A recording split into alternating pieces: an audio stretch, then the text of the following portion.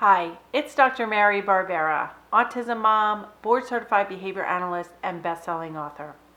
I became a board-certified behavior analyst in 2003, and a few years later, I was contracted by a school district to work with a sixth grader that I'll call Tommy. I remember the day that I first observed Tommy because it was September 11th, 2005. I walked into the learning support classroom and Tommy was reading about 9/11. He was reading things like, on a clear sunny day, the sky was blue as the first plane flew into tower number 1. He was also reading about the explosions that ensued and the mass casualties. It was very impressive Tommy could read so well, but what was very upsetting was that Tommy had no idea what he was reading. After he read about the planes crashing into the buildings, he would make gestures and act out explosions like the plane crashed into tower number 1, and he was smiling and laughing.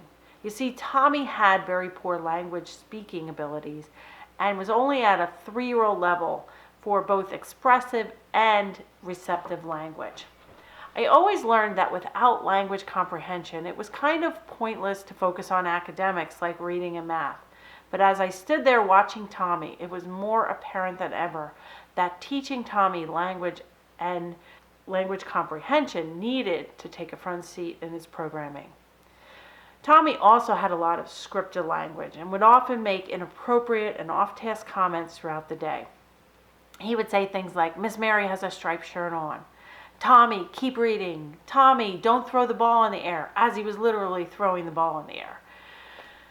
For those of you who watched my video blog last week, Tommy did a lot of pushing that self-stim button, which was a problem in teaching him language.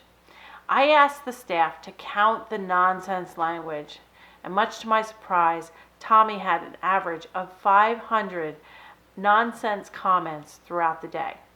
I worked with Tommy until he was 21 years old, and with ABA program, we were able to get Tommy's nonsense language down to single digits. I learned so many lessons working with Tommy, including the following. Number 1, it's never too late to start great ABA programming. Number 2, language comprehension is the most important prerequisite to reading comprehension. So teaching reading and inclusion with reading may not be a good idea if the language age is too low. A child, no matter what the age, will learn when the demands and the reinforcement are at the right level. This was the final lesson I learned from Tommy. If you're watching this video blog anywhere other than marybarbera.com on my blog page, I would encourage you to head on over there and leave me a comment and start thinking about language comprehension more with your child or clients with autism. I'll see you next week.